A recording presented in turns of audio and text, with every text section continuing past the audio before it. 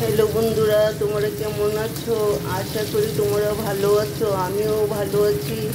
আজকে আমি আলু দা বেগুন দিয়া ইলিশ মাছের ঝোল করব। তোমরা আমার রেসিপিটা দেখতে থাকো এবং পাশে থেকো। বন্ধুরা, আমার মাছ ভাজা হয়ে গেছে, নামিয়ে নেব।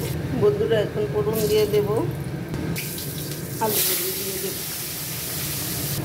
বন্ধুরা, বেগুনগুলি দিয়ে দেবো।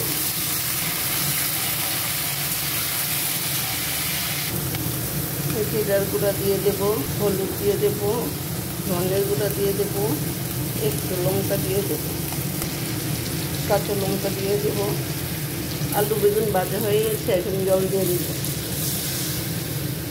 স্বাদ মতো নুন দিয়ে দেবো। ঝোলটা ফুটে গেছে, মাছগুলি দিয়ে দেবো।